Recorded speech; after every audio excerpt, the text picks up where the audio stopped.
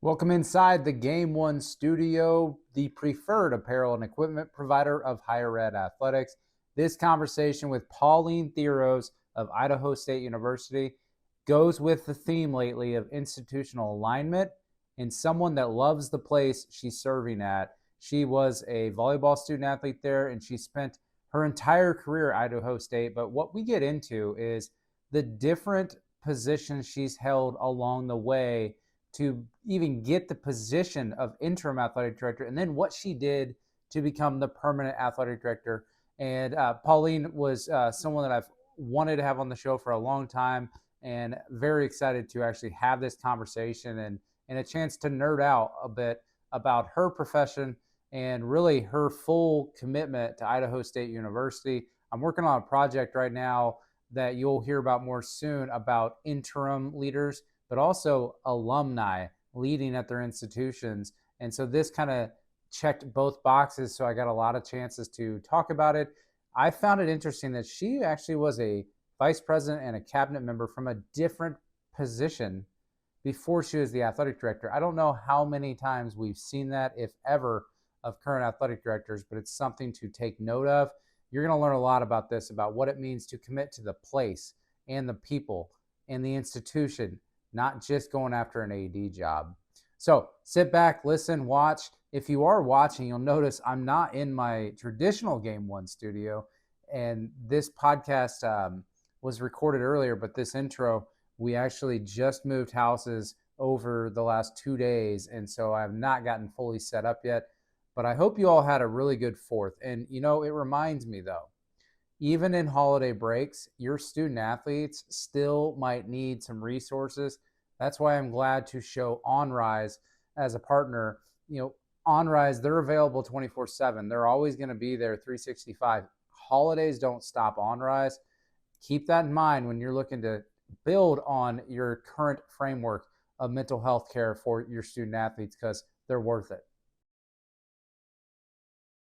Well, Pauline, thanks for joining me on Higher Ed Athletics. You know, I really just want to kind of start with your journey here. And, you know, you wrote recently a post about the emotional season of life you were in 7 years ago. And I know you were the interim, but then becoming the permanent athletic director at Idaho State, which, as we'll talk about, you have really spent your whole adult life there, I feel like, including your college years as an athlete. And if you don't mind, I'm going to just if you're okay, and I'll edit this part, or if you're not, I have the post up. Are you okay if I read it and Sure, then get absolutely. okay? Yeah. And so you wrote this post. I just want to read it because I really do think that people can learn from really what you said here, and that whether they go through their own trials of difficult seasons. You said 7 years ago today, I was named AD at my alma mater, Idaho State University. If I could go back and talk to that 40 something, newly widowed mom of 2 teenagers who was staring at the riskiest leap of her life, I would tell her this: do it. It is not a silly dream.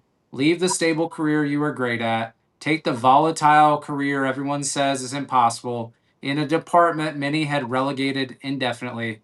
It is a place and a thing and a group of people that you love. You can do it, and your school is worth it. And so and that's not all of it, but that's the biggest piece I wanted to focus on. Maybe you can just talk through, think back to that day. I know you've been reflecting on it. What would kind of, someone going through a similar situation, maybe it's, a very different situation, obviously, but maybe just take us through what you experienced back then and then looking back.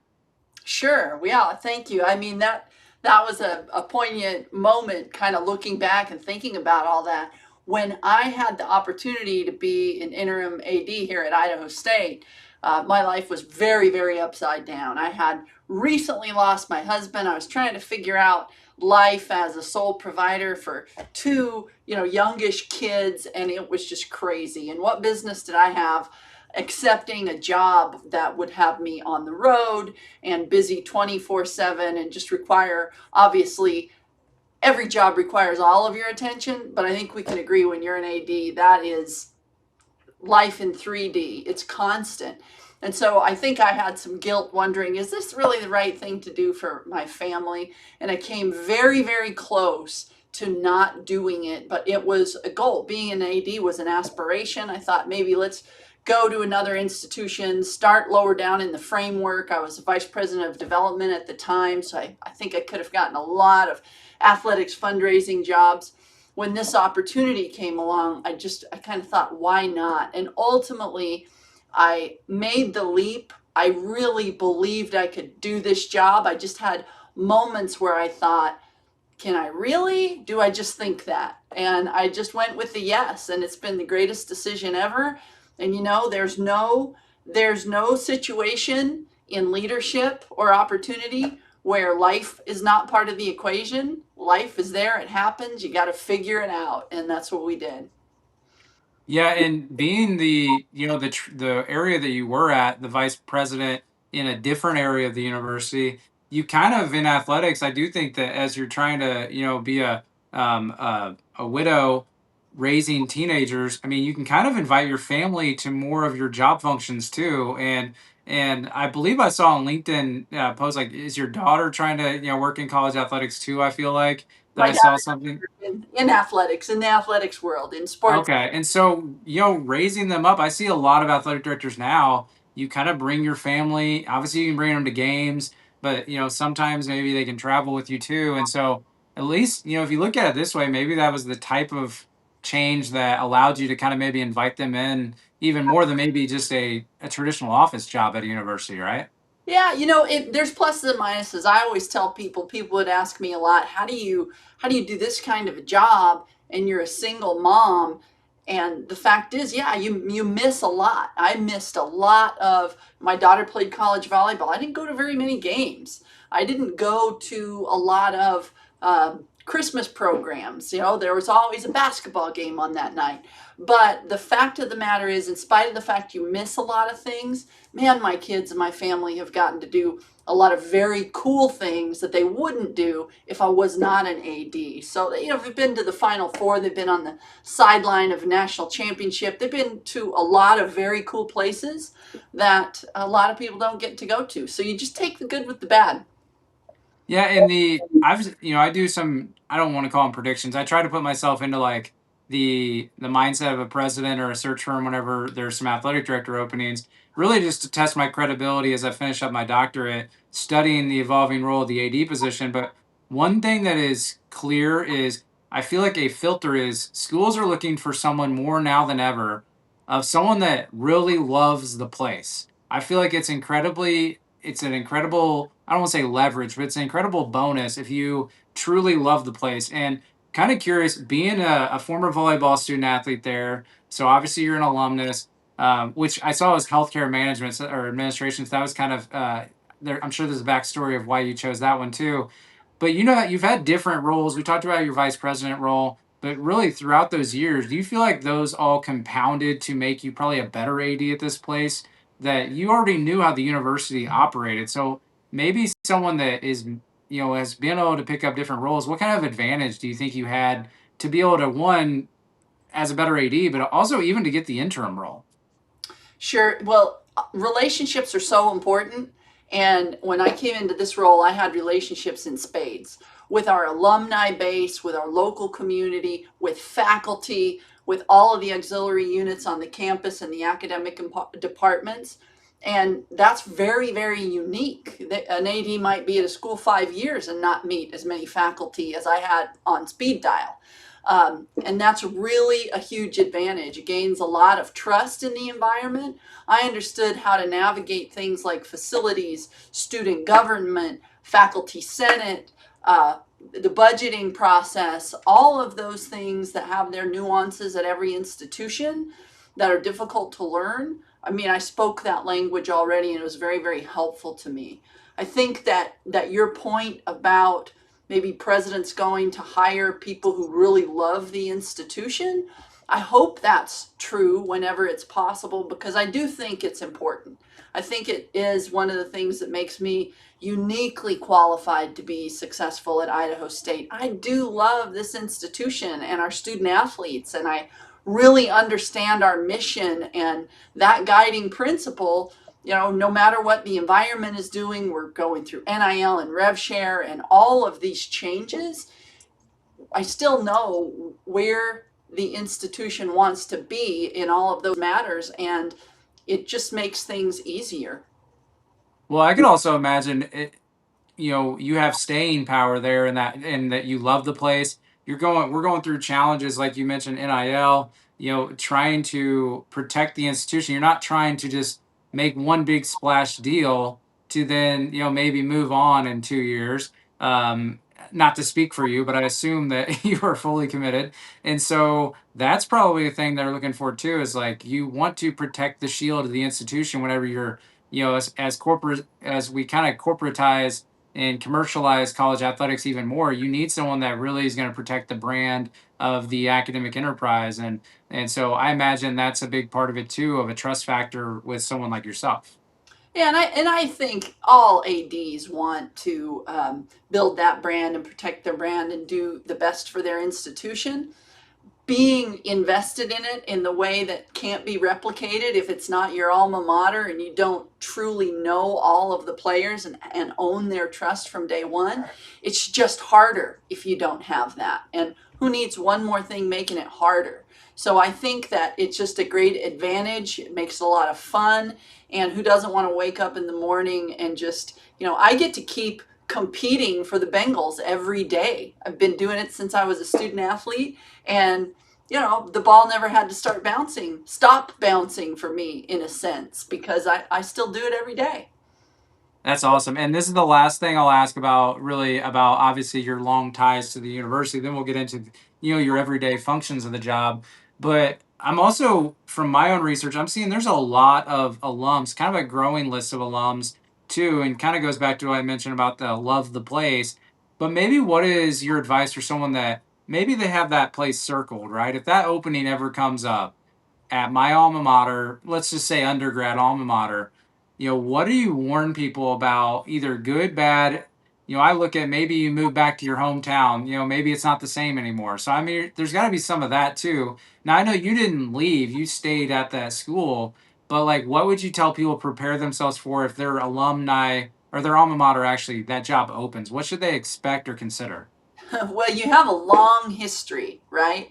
And hopefully it's mostly a really good history. And I'm fortunate. I've had a great history here. I had a great career. I'm in the Sports Hall of Fame. I've got good relationships. But I have noticed it's really interesting what people remember about you. Memories are long. And if were a jerk in a volleyball match one day, which I'm sure I never was, sometimes that is the thing that stays with somebody, that they remember, that defines you in some way in their mind, because maybe you didn't interact with them every day. So sometimes I think a person that comes from an institution where they have history, and if they were really well known there, they can have some barriers that other candidates don't have.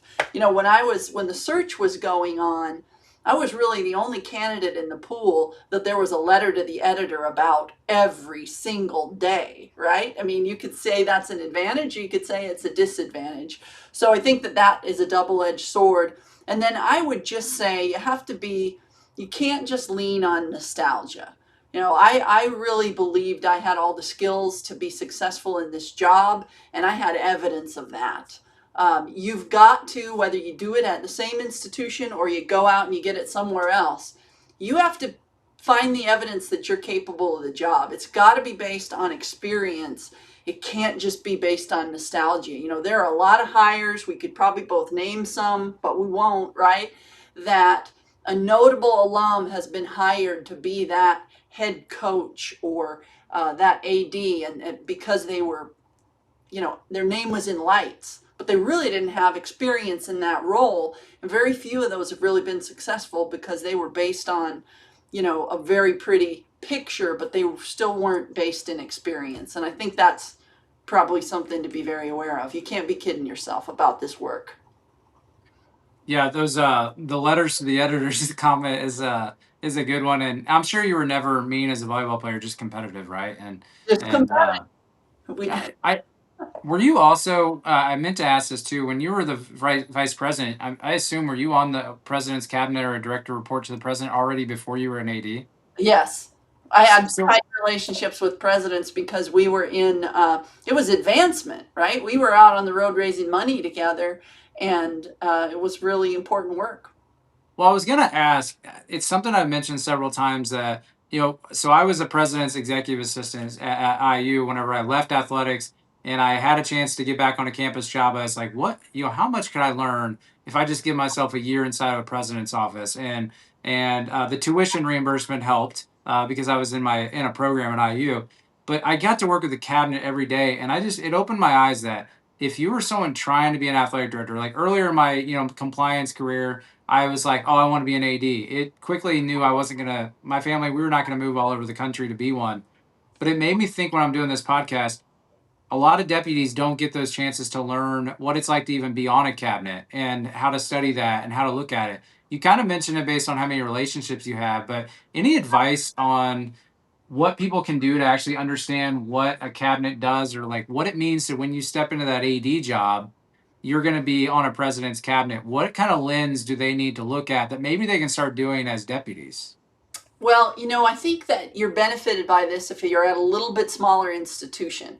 So I had the opportunity to interact with a lot of presidents and vice presidents. For 23 years, I reported to the vice president of advancement. I was associate vice president of development, later an interim vice president of advancement. But even as an associate VP all those years, I had access to the president. I had access to the cabinet, and I could go and ask for advice, ask to think about things. Because of the size of our organization, I got to be at the table a lot more often than I think you might at a bigger institution. But the fact is, there are people in athletics who feel very insular, who isolate themselves from the general mission of the institution. And I think that's a bad idea. I think you have to be the person in athletics that collaborates closely with advancement, that collaborates with other service units on the campus so that you can deliver more services to your student athletes. You have to be the person that says yes to committees, that shows up to the president's address every fall, that shows up to commencement and to convocation and to all of those things on campus that bring units together. You will get noticed. You will get seen. That sends the message that you believe in what the whole institution is doing. And institutional leadership wants to know that.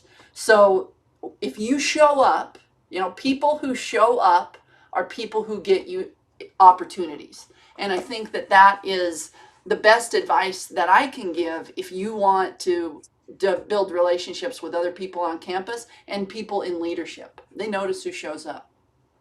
Yeah, it's almost like it's this, you probably stress to like, I can't fit more things on my calendar. But a lot of these things are also during the day. Like there might be a high level candidate doing a public interview on campus, like a VP level. Go to the public thing if you can.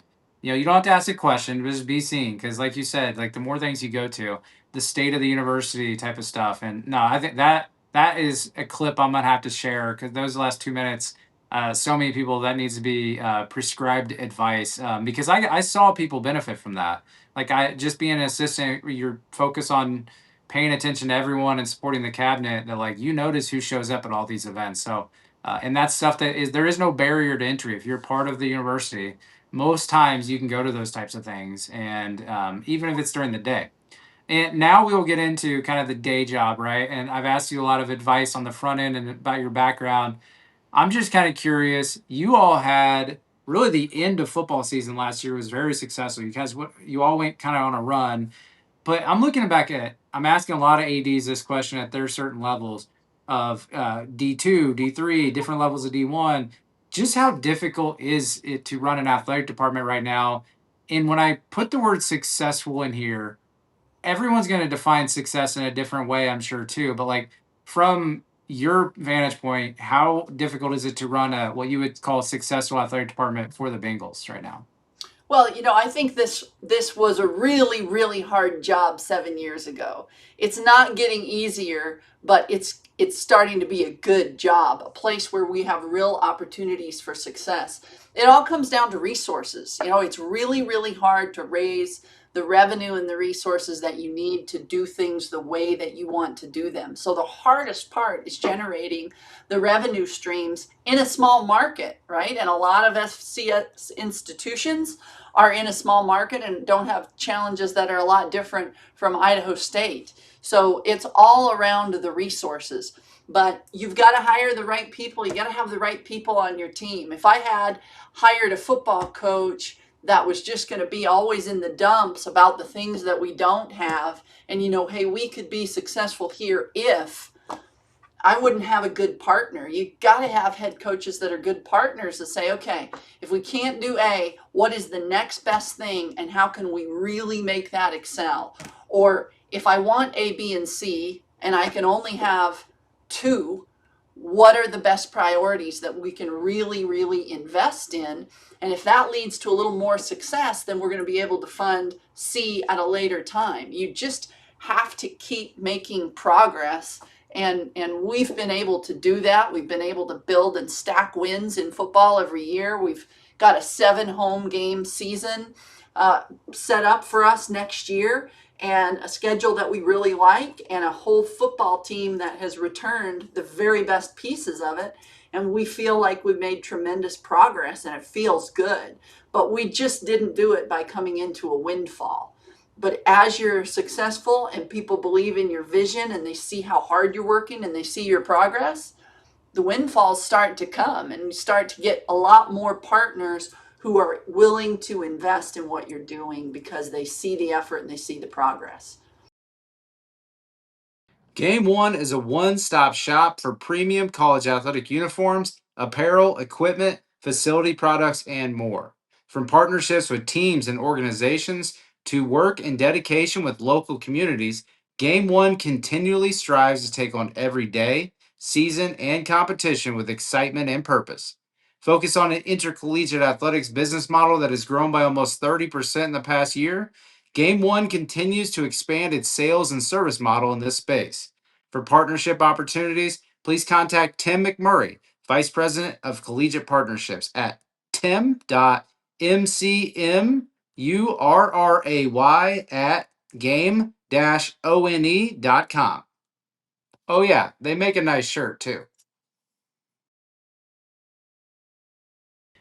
So you kind of alluded to this with if you hired a coach that was in the dumps all the time about resources, but it made me curious about your approach to a head coach hire because I asked this question to a lot of ADs because one AD had told me like, look, yes, I have to raise revenue, I have to come up with different revenue streams, fundraise, do these capital projects, but guess what? If I hire bad coaches or something happens to a program, I'm going to get fired over a bad coach, regardless of the sport. So it's an incredibly important part of the job. Still, is your approach to head coach hires always going to have to be a different approach? Meaning, is it always going to be either sport specific or situational, or do you kind of still hold on to like one or two things that you're always going to be looking for Idaho State coaches?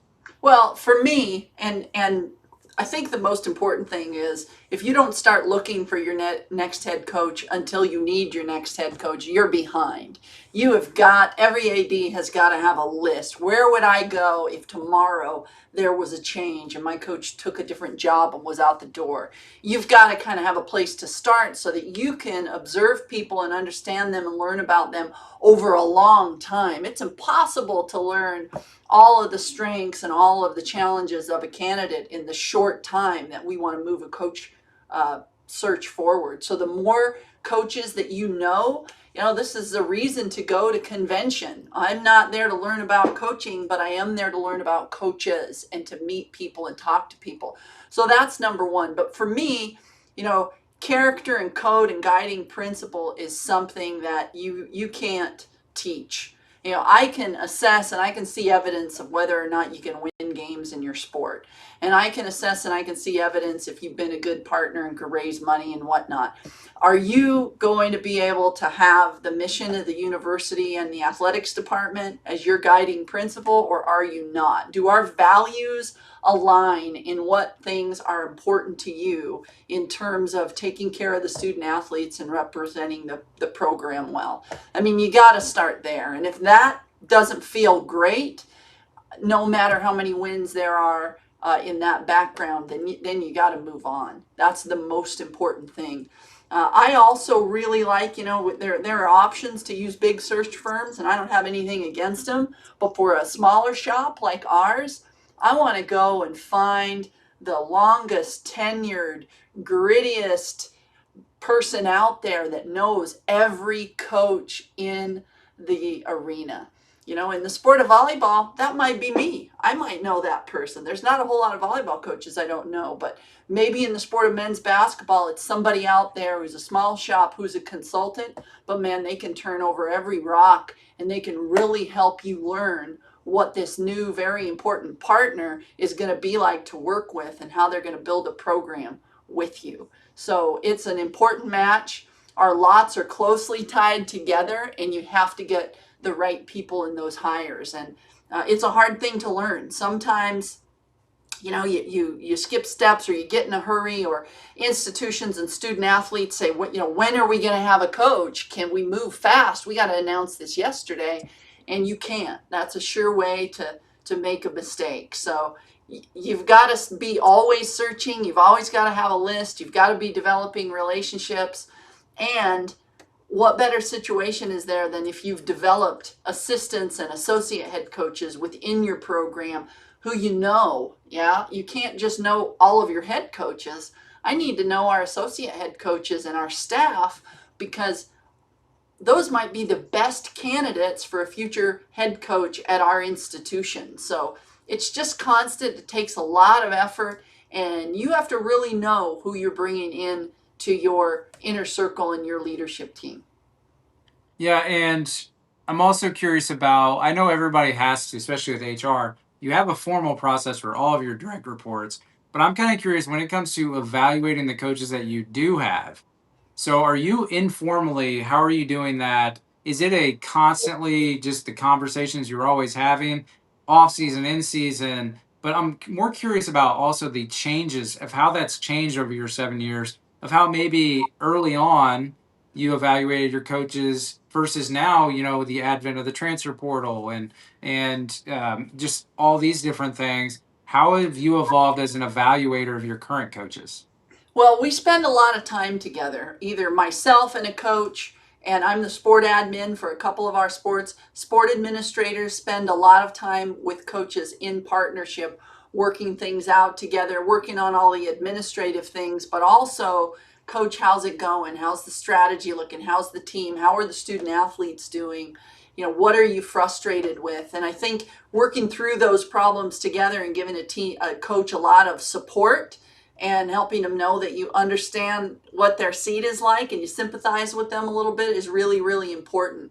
And observing, you know, how they work through those challenges, how they work with other people in the department. I'm just a huge believer that nobody is successful all by themselves.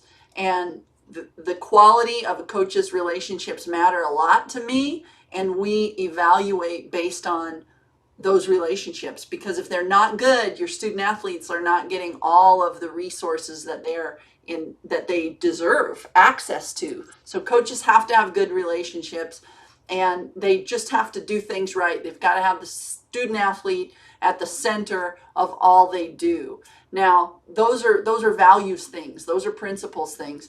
They've also got to work their tails off. I want to know how often our coaches are out on the road recruiting, if they're following all the processes, checking all the boxes, you know, using every bit of that time allotted to them to make their teams better. I mean, we have a lot of metrics about, you know, how are we utilizing our resources? Are we doing all the trainings, all the educations? I mean, you can't just be good with the X's and O's anymore. And in the win column, absolutely, that's how we evaluate people. That's a no-brainer way to evaluate people, right? We keep score. But if a coach isn't good at everything else and can't manage and be a good leader in all of those other areas, then that success in the win column is not going to be something that's sustained.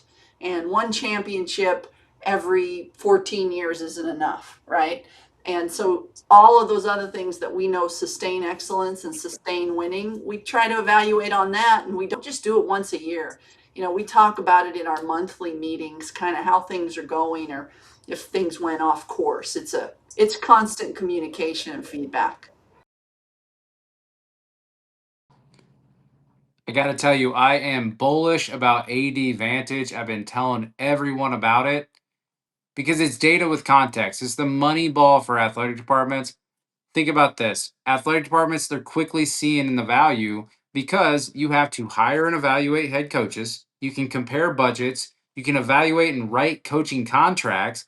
You can also maintain your own watch list for what's important specifically to different programs at your institution, whether you're the athletic director or you're the sport administrator. So don't just collect data, get the actionable insights at your fingertips by partnering with AD Vantage. Go to athleticdirectorvantage.com to schedule a demo because your competitors probably already have. And I'm kind of want to switch to fan support. And so I'm not too familiar with the sports scene in Southeast Idaho, I'll admit. But although I did drive through there one time about 2 years ago, but I imagine Idaho State University is the main show in town for sports and entertainment. And so is that a fair assessment? And really just is there anything else going on? Because it kind of like it builds this moat that Idaho State Panthers are always going to be, the main show in town. It puts a lot of pressure to win, but is that how you think you are all seen kind of locally? Well, we're pretty fortunate. We live in an amazing place. So there's a lot around here that our community is engaged in. And I think it's more about kind of the culture of the community is to engage with the theater, with the outdoor recreation that's around here is phenomenal. I'll be on a ski lift in 15 minutes from when I wake up in the morning if I want to be. We live in a great place. So people are active and it's really important. They do love the Bengals and they do show up at a high rate because they are invested in the institution. And I think that they see uh, evidence of what we contribute to the community and they want to be part of it. So I think a big piece of this is that yes, the community is engaged, and man, are they interested in every little thing that happens in athletics and where things are going. There's a huge amount of communication and feedback always from the public about what is happening at the university in general, but also in the athletic department. So engaging in that communication and putting out a lot of good information and keeping people informed is it's the way that you keep that support. They don't like to be in the dark about what's happening with the Bengals ever, but it's a huge advantage. We love being the only institution in quite a ways. We have a neighbor in Boise State about 3.5 hours away, and the Vandals up north. And we want to encourage those competitions anytime we can. We finally got a football game on the schedule with Boise State again down the road, I think in 2030. But we want to play our rivals in our state at every opportunity that we get because those are big games for us. People show up and we win a fair number of those competitions. And that is just great for our community to feel that pride when we do. Yeah, I was looking at a map and well, I have a map behind me too, but so that kind of helps make it easy. But I was looking at, where Boise State is, where Idaho is, and where Idaho State is. You all kind of have this like big backyard of you are not anywhere near each other. I mean, Boise State 3 hours, but the Vandals are very far away from you. And so I know you're close to state lines too. And so maybe almost like each of you are. And so at least you can build this rivalry, but it's a little different than like here in Indiana where, we have IU and Purdue, an easy drive, and you might have fans that live next door to each other. And I'm sure everyone's kind of spread out there too, but that gives you a little bit of unique, like almost friendly rivalry where you all have your own different components of the university. But I'm sure as a former advancement person, you're probably well aware that you probably have alums all over the state too. So that's got to make it more of a fun rivalry. But I'm glad to see Jeremiah and you were able to schedule a football game. That's exciting. That's going to be a lot of fun. We'll give them all they can handle and maybe a little too much. We'll see. The Battle of the Orange, and I'm guessing it's on the blue turf. We'll be on the blue turf. I told Jeremiah that we'll make it. We'll give it a color scheme. We'll wear black. They can wear all orange. I think the stadium would look great like that. Oh yeah.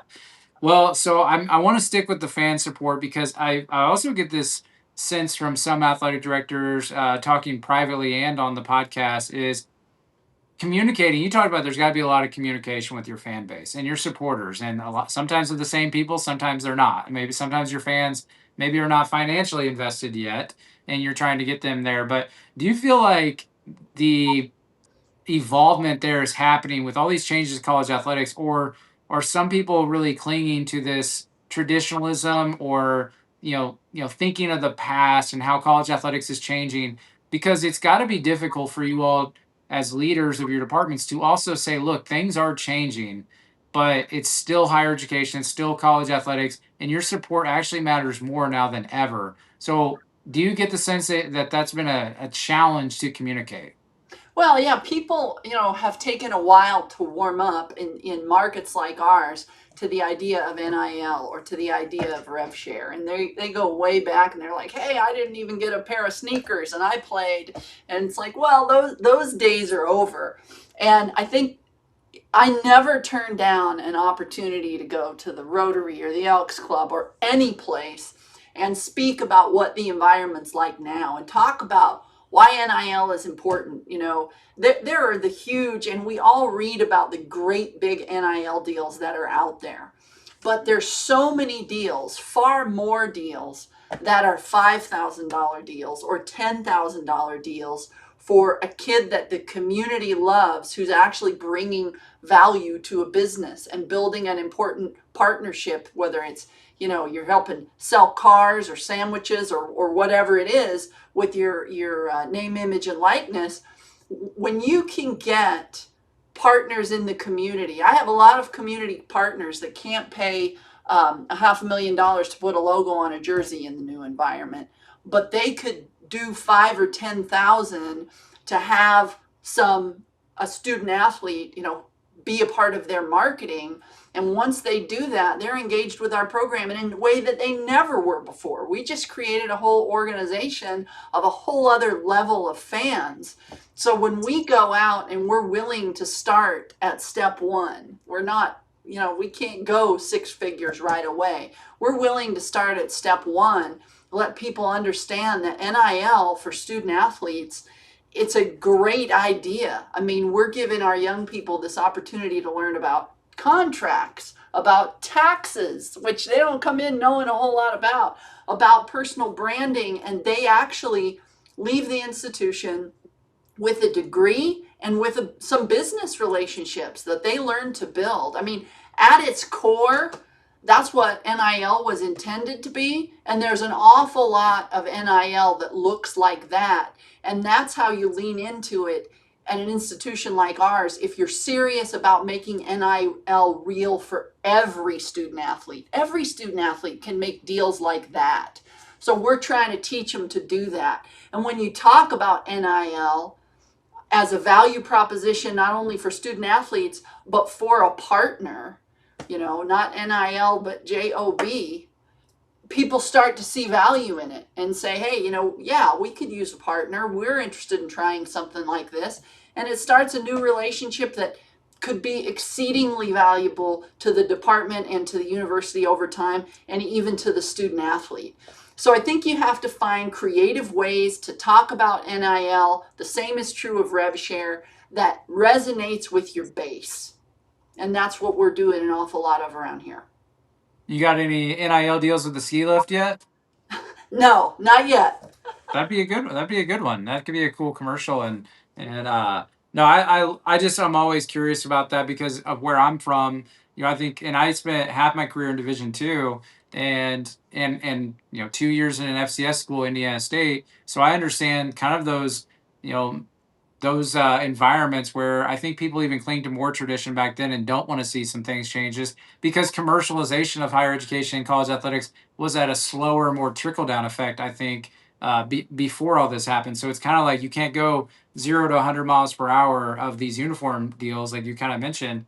But yeah, I never really looked at it that way, that you've kind of opened up this new market of supporters, especially leaning on small businesses. And I will say, I've mentioned this on a couple of podcasts. I really think more athletic directors need to be on LinkedIn, not because you need to showboat and everything about like be everywhere, but like you can get, I learned this when I was a business analyst at IU is I used to do regional maps about academic degrees and what the market was in Indiana. And so you have to know your competition. Well, you start to see your study statistics of really businesses, individuals all over the state and your region. Well, I look at it now of an athletic director could be active on LinkedIn and just think of how many connections or like local business leaders or just residents that they've never even realized are on there. And you can, if anything, you just get them in the a funnel of they can see your updates about Bengals athletics or something like that. And I'm just, as I study like every AD or athletic department directory, I'm surprised at how little people actually commit to being on LinkedIn and be able to find that pocket of next supporters, maybe. And I would say that you are one of the more active on LinkedIn because I feel like I know quite a bit about, you talked about going to Rotary clubs. Well, I've seen posts of pictures of you at Rotary clubs. I've seen you on the golf course with people, and so and I follow a lot of ads on there and connect with a lot of them, but yours sticks out. And so what do you think about that opinion of people using LinkedIn, because clearly you're not like oversharing and doing everything on there, but you are active, I'd say, with your supporters on LinkedIn. Well, I think, right, it's a great way to build relationships. It's a great way to help people understand you and your values and what's important to you. It translates into when you see that person at a game, they'll comment about a post or a place that you were or a shared experience. And there's a lot of traffic on those platforms in the message box, in the inbox. I've definitely connected with a large number of alumni that I didn't know, that we didn't know were there, that we've built profitable relationships with them because we were able to meet. It's all about magnifying the number of partners and people that you are able to meet, right? I mean, there's no substitute for the numbers. If you are a person who raises money or who makes sales, your bottom line is all predicated on how many leads you touch in every industry across the board. So if we have these tools where we can create a huge and enormous number of connections and relationships, why wouldn't we use it? And it doesn't, I mean, it doesn't diminish the quality of the relationships. You meet somebody on LinkedIn, you connect, and if you are willing to pursue those relationships and steward them, they could be really important for your program and your institution. But when you get on there, you talk about what you believe about NIL, what you believe about RevShare. That helps acclimate your stakeholders to those concepts that maybe in some markets they aren't comfortable with yet.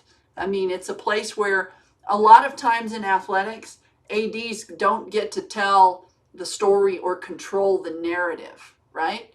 On these platforms, you always get to tell your story. So why wouldn't we take advantage of it? It takes 2 minutes a day.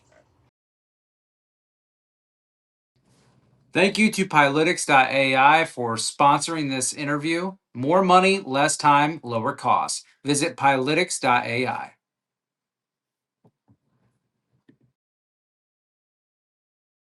Um, I want to end it with giving you the chance.